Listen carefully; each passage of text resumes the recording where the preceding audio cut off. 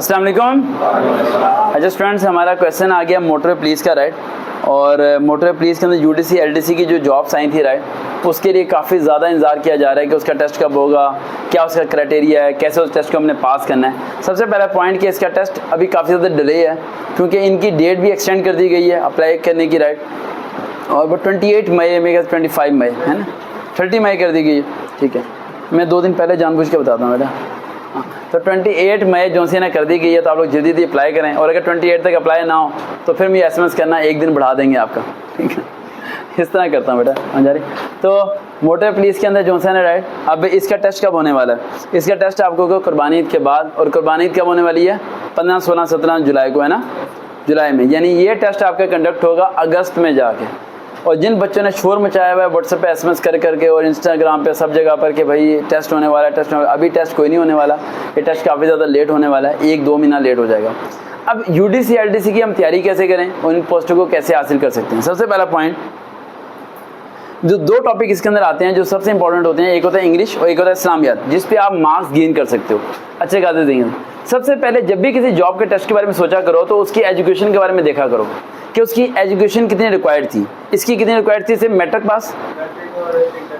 Matric पे कौन थी? एलडीसी, और इंटर पे थी यूडीसी। एलडीसी कहते हैं लोअर डिवीजन क्लर्क और यूडीसी कहते हैं अपर डिवीजन क्लर्क। अब जो मैट्रिक ब्याह पे आई थी उसका पेपर भी मैट्रिक ब्याह पे ही होगा, समझ आ रही बात। और जो इंटर ब्याह पे आई थी वो उसका पेपर भी इंटर ब्याह पे होगा। इसी तरह जब असिस्टेंट की डायरेक्टर की आप अप्लाई करते हैं तो आप तैयारी करते हैं ग्रेजुएशन लेवल पे, आपको तैयारी करनी चाहिए एमफिल लेवल पे, समझ आ रही बात। किस लेवल पे? एमफिल। अगर कोई टेस्ट फेल होते हैं आप सब लोगों के, कोई भी जॉब में अप्लाई करते हैं, जॉब आपको नहीं मिलती, तो आपके टेस्ट की तैयारी का पैटर्न गलत होता है। आपका टेस्ट था 4 दिन बाद, सपोज कर लें, और आप 4 दिन से मेहनत कर रहे हैं। मेहनत में तो आपने कमी नहीं की थी, आप सुबह से शाम तक पढ़ रहे थे, आप नोट्स भी पढ़ रहे थे, फिर भी आप फेल हो गए। फेल क्यों हो गए? क्योंकि जो मेहनत आप कर रहे थे वो मेहनत गलत थी। मेहनत 80% स्टूडेंट सारे करते हैं। अब मेरी बात को समझ लें, मेहनत 80% स्टूडेंट सारे करते हैं। अगर मैं इसे कहता हूँ कि कल इसका पेपर है इंग्लिश का, या तैयारी करना शुरू कर देगा, ये पूरा दिन स्टोरी याद करता रहता है और अगले दिन स्टोरी आती नहीं है। जो कहता है मैंने मेहनत तो बहुत की थी सर, फिर फेल हो गया, स्टोरी नहीं आई। स्टोरी आनी ही नहीं थी, ये इसे किसी ने बताया ही नहीं था, लेकिन ये मेहनत करता रहा। तो जब तक आप लोगों को सही तरीके से पैटर्न नहीं पता होगा ना, तो मेहनत फायदेमंद नहीं रहती। आप लोग पैटर्न समझें, फिर मेहनत करें, फिर सरकार की भी जरूरत नहीं है। आपको खुद ही दिमाग में यार सर ने आज बात समझाई है मुझे, सुबह सुबह उठ के आया, आज पल्ले बंदी है, मैं तो मेहनत ही गलत कर रहा था। जो नोट्स मैंने याद किए वहाँ से तो आना ही नहीं था, उसमें 300 सबको को याद करता रहा, वहाँ से नोट्स मांगता रहा। जब वो चीज़ आई नहीं जो याद की, तो फिर फेल होने के तो तुम्हारा कसूर है ही नहीं ना। फेल तो तुम इसलिए हुए तुमने याद ही गलत किया था, तुमने याद ही। आप समझ आ रही बात मेरी? तो यूडीसी एलडीसी को जरा समझते हैं। सबसे पहले आते हैं हम एलडीसी पे, lower division clerk. Lower division clerk वाले बच्चे से वो बच्चे सिलेक्ट होंगे जिनकी टाइपिंग स्पीड अच्छी है। रिटर्न आपका पास भी हो जाता है, लेकिन अगर टाइपिंग आपकी अच्छी नहीं है तो आप फेल हो जाओगे। टाइपिंग स्पीड वहाँ पर लिखी हुई है 40 वर्ड्स, लेकिन आपको तैयारी करनी है 60 to 70 वर्ड स्पीड कि आपने प्रैक्टिस करनी है, फिर जाके आपका ये टेस्ट पास होगा। अदरवाइज ये टेस्ट पास आपका नहीं होने वाला, सिलेक्शन नहीं होने वाली, सॉरी। अब रिटर्न टेस्ट के लिए हम बात करते हैं।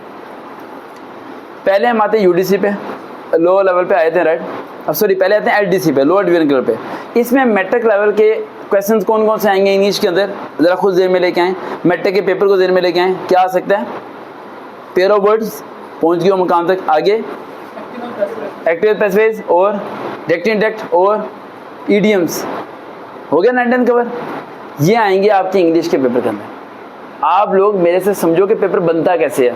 जब पेपर बनाने वाला पेपर बनाता है तो उसके ज़हन में सबसे पहले एक चीज़ आती है कि मैं जिसके लिए पेपर बना रहा हूँ उसकी तालीम कितनी है और मैं उसे बीट कैसे करूँगा, कैसे उसे चेक करूँगा कि उसने मैट्रिक सही तरीके से किया भी है या नहीं किया हुआ। इसलिए वो इस तरीके से पेपर बनाता है। इन चीज़ों को आपने कवर अप करना है और ये चीज़ें आप लोग कवर अप करोगे ही नहीं। मैं आपको अभी बोल रहा हूँ, आप में से बहुत से बच्चे सुनेंगे एक्टिव पैसेज, यार छोड़ यार, सब्जेक्ट वर्ब जो बचपन से नहीं आया, करोगे ही नहीं। आप 2 दिन पढ़ लो, टीचर से सीख लो, सीखने में क्या हर्ज है, टेस्ट पास ही करना है ना। एक्टिव पैसेज सीख लो, 5-6 आएंगे सही होने चाहिए आपके। डायरेक्ट इनडायरेक्ट 5-6 आएंगे सही होना चाहिए। पेयर ऑफ वर्ड्स रट्टा मारने की जरूरत नहीं है। सारे 3 साल पिछले पेपर उठाओ मैट्रिक के, और ये मैं कहेगा पेपर भी लोअर बोर्ड के उठाना, फेडरल बोर्ड के नहीं। उसके पिछले 5 साल के जितने पेयर ऑफ वर्ड्स हैं सारों को लिखो लिस्ट पे और उनसे रेलिवेंट जितने आप सारे याद कर लो। इसी तरह ईडियम्स का आप याद कर लो। हो गया इंग्लिश के पेपर पास आपका। अब आते हैं इस्लामियत की तरफ। इस्लामियत का कहाँ से आएगा? इस्लामियत की एक बुक कंपल्सरी लगाई गई है जो कि इमरान खान ने लगाई थी, और बड़ी खूबसूरत बुक, बड़ी अच्छी लगाई।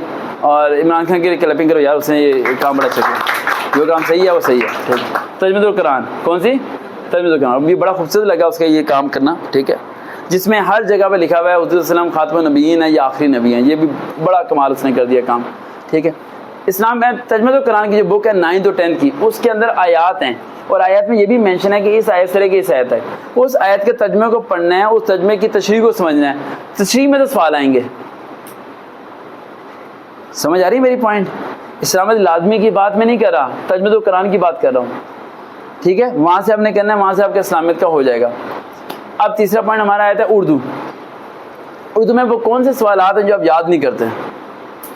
नज़म गज़ल के सवाल, वो आपको वहीं पे घुमाएगा। ज़हन में रखना, पेपर बनाने वाला आपका दुश्मन है। क्या है? दुश्मन।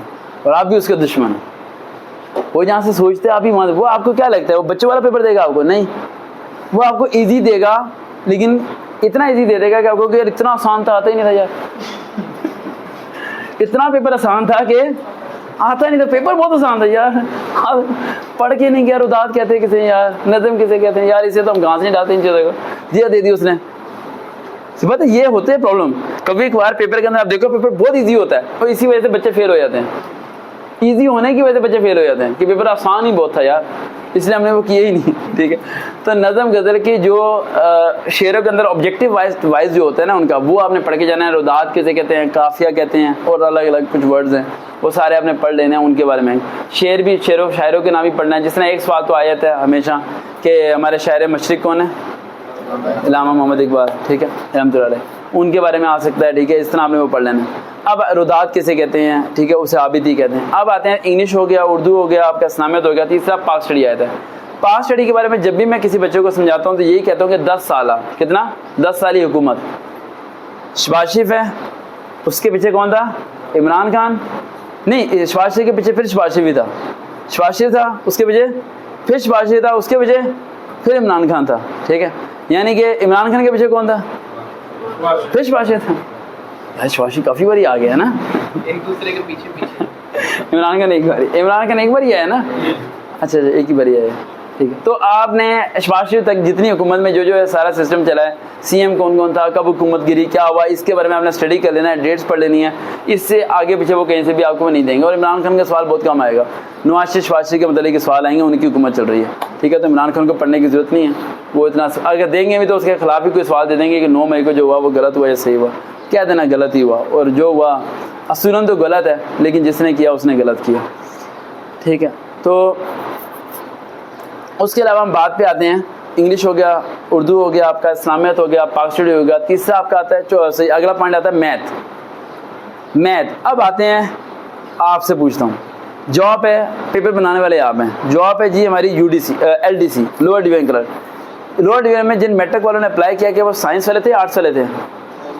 आर्ट्स वाले नहीं अप्लाई कर सकते थे, आर्ट्स वाले भी अप्लाई कर सकते थे। समझ आ रहा है? अब आपने पेपर बनाना है, क्या आप पेपर में ऐसे सवाल देंगे जो सिर्फ साइंस वाले को आते होंगे? कैसे सवाल देंगे? जो आर्ट्स और साइंस वाले को दोनों को आते होंगे। तो हम आर्ट्स और साइंस की दोनों की किताबों को उठाते हैं और दोनों में से उन चैप्टरों को निकालते हैं जो दोनों चैप्टरों में मिक्स हैं, सेम है। जैसे कि रेशियो वाले चैप्टर इधर भी हैं उधर भी हैं, समझिए बात। कोऑर्डिनेट फार्मूला इधर भी है और उधर भी है, यानी उन तमाम मेन चैप्टर्स को जो कि दोनों जगह क्या है, सेम है, कॉमन है, तो उन्हें जो से हम लोगों ने प्रैक्टिस करनी है। समझ आ गई यहाँ तक? इसी तरह जो से अगर हम जाते हैं उसके अंदर यूडीसी के अंदर, अपर डिवीजन क्लर्क के अंदर जाते हैं, तो अपर डिवीजन क्लर्क के अंदर भी आपने इस बात को ध्यान में रखना है कि उसके अंदर आपने चले जाना है इंटरमीडिएट लेवल पे। वो इंटरमीडिएट लेवल पे है ना, एफए पास पे है ना। अब वहाँ पर भी क्या रिक्वायरमेंट है? एफए। वहाँ आईसीएस, एफएससी और आईकॉम वाले सारे बराबर हैं। जब वहाँ सारे बराबर हैं तो वहाँ पेपर भी वो जनरली देंगे। क्या देंगे?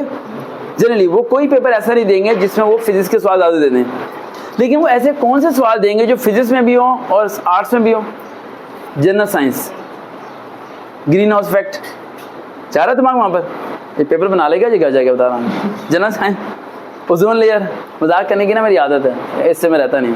ओजोन लेयर कहते हैं मजाक करने से इंसान बूढ़ा नहीं होता। ठीक है, ज़्यादा किताबें इतनी पढ़ता हूँ ना तो मैं चाहता हूँ मैं ज़रा फिट रहूँ, इसलिए मैं हर वक्त मजाक करता रहता हूँ, मजाक बहुत करता हूँ। ठीक है, ओजोन लेयर, ठीक है, ग्रीन हाउस इफेक्ट, इस तरह के जो कॉमन क्वेश्चन है वो दोनों जगह क्या हो जाएंगे? सेम हो जाएंगे। तो इस तरह ही जो है ना LDC UDC वाले तैयारी करें, प्रॉपर इसी से करें। लेकिन जब आपका टेस्ट करीब आएगा तो मैं आपको एक ट्रिक बताऊंगा, उस ट्रिक पे अमल कीजिएगा और आइए उससे आपके नंबर बहुत अच्छे आएंगे। टाइपिंग स्पीड के साथ साथ प्रैक्टिस कीजिए। कोई सवाल है? दोनों के लिए अप्लाई कर सकते हैं, दोनों के लिए एट अ टाइम अप्लाई कर सकते हैं, दोनों के लिए अप्लाई कर सकते हैं। टेस्ट अलग अलग ही होना है, दोनों का अलग अलग डेट्स पे होना है, एक दिन नहीं होना। और एक दिन भी हुआ तो एक सुबह होगा, एक दोपहर को होगा। और कोई सवाल इसके मतलब कोई सवाल हो है कोई दिन में? टाइपिंग स्पीड की प्रैक्टिस करने के लिए टाइपिंग मास्टर सॉफ्टवेयर इंस्टॉल होता है, वहाँ से आप पैराग्राफ चेंज करके प्रैक्टिस कीजिएगा, एक ही पैराग्राफ की प्रैक्टिस ना कीजिएगा। इस तरह स्पीड तो तेज़ हो जाती है लेकिन वो एक ही पैराग्राफ पे रहती है, बाकी पैराग्राफ पे आपकी गिर नहीं रहती। और अगर कोई और सवाल है तो बताइएगा। और वो तमाम बच्चे गर्ल्स एंड बॉयज़ जिन्हें मेरा रिप्लाई नहीं आता इस जॉब के मतलब, इस बच्चों को दुआ की दीजिएगा जिसने आके आपके सवाल को लेके आया और आपके लिए वीडियो बनवा दी। दोबारा मुलाकात होगी। अल्लाह हाफिज़।